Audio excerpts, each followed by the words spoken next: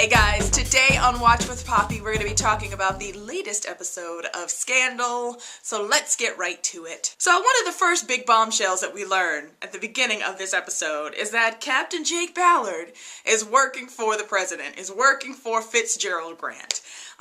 He comes to the White House a couple of times in this episode. So the first time when we kind of get the big reveal, we get that they're friends, that it sounds like they're military buddies, like they were in the Navy together. So the fact that Fitz has got this man watching Olivia just says a lot, you guys. It totally does. He's really kind of obsessed a little bit at this point, I think. Like, he wants to know what she's doing, he wants to know who she's seeing, he wants to know, all of the dirty details. So, Jake tells him, look, she's quiet, she stays at home, she's not sleeping, she watches the news a lot, she reads, she's not dating, and she really seems unhappy. And Fitz kind of takes that in. And Jake is really kind of, I think, doing this because Fitz is his friend and the president, but at the same time, he's just like, what's the purpose of this? Is this something personal? Like, am I looking for something? But Fitz is not really giving him any info. We still don't know a lot about Jake. I know most of us thought he was a creeper after the kind of last episode, but even now, it's like, why is he making contact with Olivia? Because that's not part of what he's supposed to be doing. So is it because, as he's been watching her, he's, been attracted to her, and now he wants to kind of, take that a little further? Or is he a crazy stalker guy? I don't know. The president, though, I'm really gonna talk a lot about this. The president, though, doesn't seem to be fazed at all by what Jake has to say, and it's just pretty much like, you don't know Olivia Pope, a few videos and some pictures are not gonna tell you who she is. She's not what she seems. She's not a good person, he says. And I think that statement right there just shows you how deep the hurt and pain goes for Fitz and whatever he's created in his mind in the last 10 months.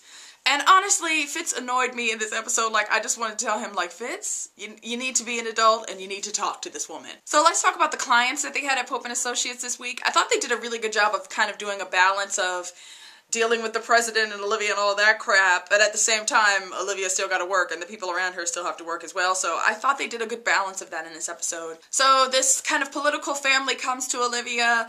Peter Caldwell, his brother's running for governor in North Carolina, I think, and he's not married, he's single, and so Peter's like, I need you to come in and I need you to help him, basically. I need you to help him see that he's got to do something about this or he's going to lose. So Olivia comes in and finally convinces him, are you gay? Why are you still single? You haven't dated anyone in 10 years. What's going on? You cannot get elected governor as a single person. You need to deal with that. But he keeps telling them, look, I'm not gay, and that's it, and finally, they kind of convince him to do the kind of political marriage. And so they start interviewing candidates at Pope & Associates until they find him someone. And it's just kind of crazy, right? Now, in the end, with that whole situation, it turns out that for 10 years, this man has been in love with his sister-in-law. He's been in love with his brother's wife. That's why he hasn't dated anyone. He's not gay, but he's just been in love with this woman and really would be ready to kind of throw everything away for her. But his older brother won't let him do that. And in the end, it's kind of trippy because you find out that the older brother has known all along that his wife has been sleeping with his brother. But he's such a political machine, the family is, that the brother's just look, we got to find him a wife so that he can be, the greatness that he's supposed to be. He could be president, he could be all kinds of things. And in the end, they do find him someone, and they kind of fake their way into a political marriage, which is just kind of crazy. And if that really happens, that's really crazy. One thing I will mention about this storyline is that from it, we learn a little bit more about Abby. So the very first candidate they find, she's the one, they really like her. She and Will have a really good connection. And so she's ready to kind of sign on the dotted line and marry this guy.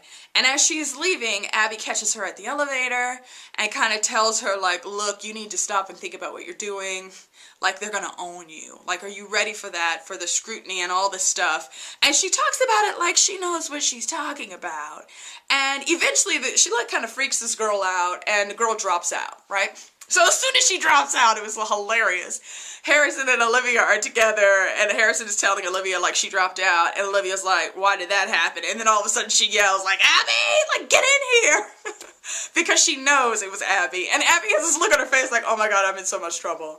And you get that her husband that abused her, she was in this kind of marriage. She was in kind of a political type of marriage, but Obviously, that did not end well for Abby, and so she wanted to warn her. Okay, let's talk about some of the other Pope and associates. Let's talk about Huck. So for the majority of the episode, you get that Huck is not showering. Like, his personal hygiene has taken a dive, because anytime any of the other characters get around him, they all are like, oh, like they all react like he smells, right? So you're thinking, like, what's wrong with Huck? And then at one point, he's supposed to be, like, watching David Rosen to protect him, and he's, like, wigging out or something. Like, he's just, like, spaced out. And it's just like, what's wrong with Huck? By the end, it's Quinn who figures out what's wrong with him, that he's having kind of like a post-traumatic stress disorder type of event about the whole waterboarding thing. And I guess it's, like, a thing for people who have been waterboarded, that they're kind of fearful of water. And it's been raining outside a lot, and Quinn brings that up as well, that, you know, rain usually triggers that. And so he hasn't been showering because he's afraid of the water. And it was just kind of heartbreaking, you know, for poor Huck. It's like, dude, somebody give Huck a break, please. So let's talk about David Rosen. So at the beginning of this episode, David is, like, leaving school. Basically, he feels like somebody's following him. And he comes to Olivia and is like, something's up. That's why Huck was watching him, to kind of protect him. In the end, it turns out that it's a woman. And she was best friends with Wendy, the girl that showed up in David's bed dead last episode. So this girl, she's really scared because she feels like she's next. And because she says, look, I saw the person that killed Wendy. I saw her arguing with him. And, you know, I could ID him, and so I'm sure I'm next. And so, you know, they hide her too, and they're trying to figure out, you know, kind of who this guy is. And they're showing her pictures and all other kind of things. Meanwhile, Huck is working on de-encrypting this flash drive of Wendy so that they can figure out what it is that she got killed for. Okay, so flashback to the White House. The whole hostage situation is still going on.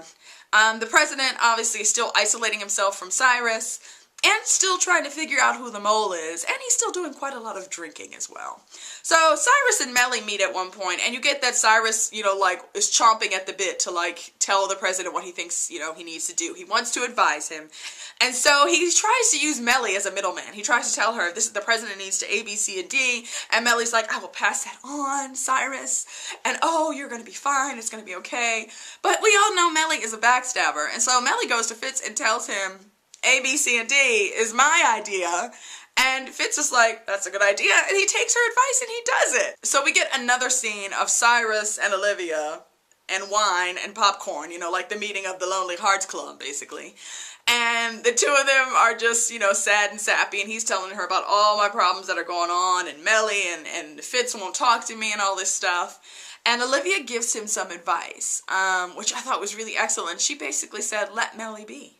Like, just leave Mellie alone, because Mellie is her own worst enemy when it comes to Fitz. So eventually she's going to do something, she's going to screw up, and you just make sure you're there when that happens. So Cyrus listens to Olivia. By the end of the episode, Mellie screws up. She decides that she's going to have a conference call with all of the parents of the hostages, the family members of the hostages, and she's going to, you know, be the voice of comfort to them. And Cyrus just happens to make sure that there's a reporter listening on the line. And Mellie, you know, says a lot of things that she shouldn't say and makes promises she shouldn't make, but this reporter's listening, so it's not just the families that she's making it to. It's this reporter listening too. So now all of a sudden there's all this more pressure on the White House because, oh, the First Lady told these families that you're willing to negotiate. So what do you have to say about that, Mr. President? And Fitz is pissed. And so he's done with Mellie. You know, he shuts her out, and I think Cyrus is back in. So, and Mellie kind of realizes what Cyrus did, but you know, hey, what's good for the goose is good for the gander, whatever that means. Okay, so let's talk about Jake and Fitz and Olivia, because that's my new favorite thing on Scandal. You know, Jake is listening and watching Olivia quite a lot in this episode, so even the scene with Cyrus, he's listening to that as they kind of talk. And I think he's also trying to piece together what is up with Olivia and Fitz. Why is it that I'm watching this woman?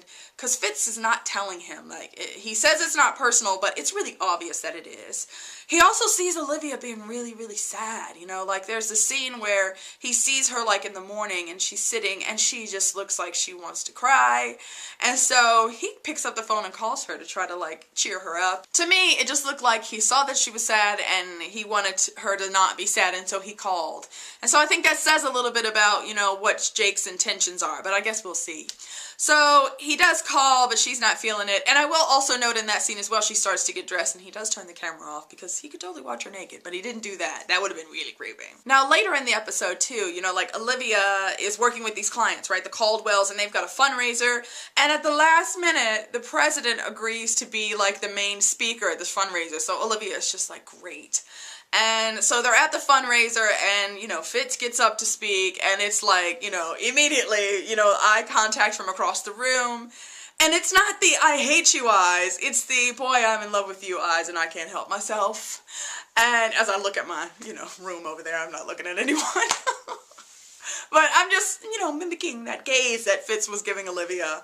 And, you know, she looks at him for a while, but then she just turns away. Because I think she's just upset and just like, you know, because the last thing he said to her was not so lovely. And so during his speech, and you know, he does his speech and then he goes off the stage. And he's shaking hands, but at the same time, he's looking at Olivia. And she gets a phone call. And it's Captain Jake Ballard. And he's, you know, doing the whole flirty flirt, charming, don't you want to go out with me? And he just kind of catches her at a good time and she's laughing. And as she's talking on the phone, you know, Fitz is watching her. And I think immediately he's just like, who is she talking to? And she looks happy and, you know, she looks flirty. And so immediately he's just like, what's going on? And yeah, you just kind of see that look on his face as he's watching her and he realizes she's talking to someone else. And it's just like he looks crushed, but you know, that's what happens when you tell someone that you don't want them anymore. Now at the end of the fundraiser is when Olivia figures out that Will, her candidate, is in love with his sister-in-law.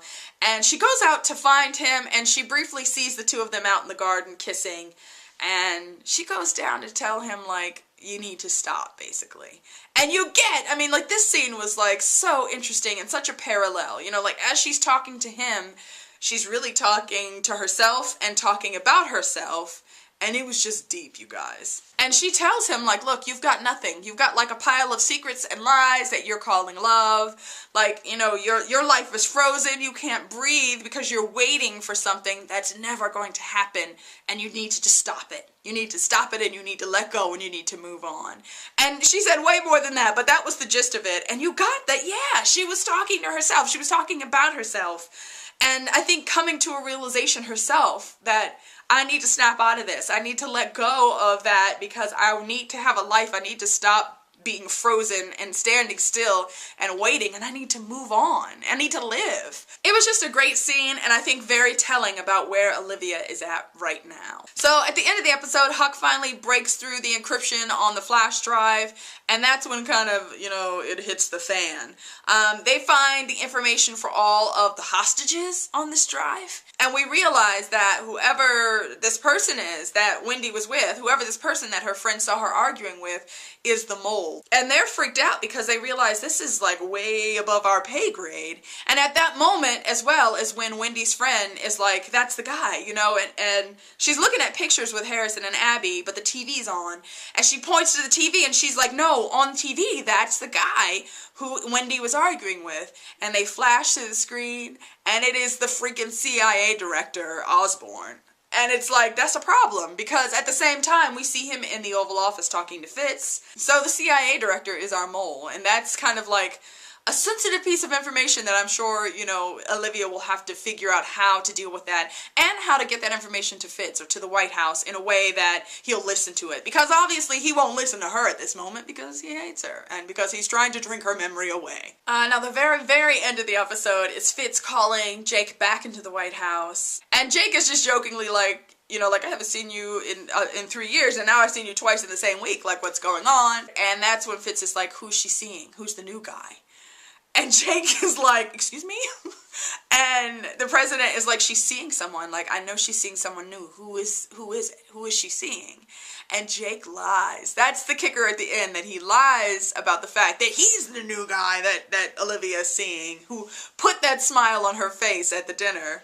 And at the same time, too, as you hear Fitz, like, while he's fixing a drink, try to get out of this guy, like, who is the new person that she's seeing? I want to kill them, basically, you know? You get that he's just not over her, and he is just a man, like, in a hole somewhere. Like, he is in a bad place. You guys, this episode, like I said, it was so, so good, because all Scandal episodes are good, and I just feel like it keeps getting better and better.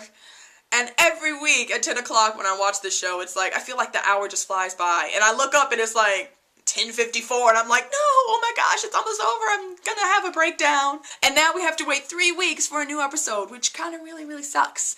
I just wanted to mention last week I did kind of like an in-depth Scandal review. Like I went back and kind of looked a little deeper at some stuff and kind of responded to some stuff that I was hearing on the internet. So I probably will do that again for this episode. So at least you guys will have that sometime in the next couple of days to kind of hold you over for the next 3 weeks. And I've also been thinking about doing like a Google Hangout, like getting a group of people together who watch the show so we can kind of like just talk and work through our Scandal angst. So that'll hopefully be happening in the next couple of weeks as well, so we can, you know, hold on, Scandal fans, for the next 3 weeks while we wait for a new episode. That's it for me today, you guys. As always, thanks so much for watching. Comment, like, subscribe, and I will talk to you guys again soon. Bye.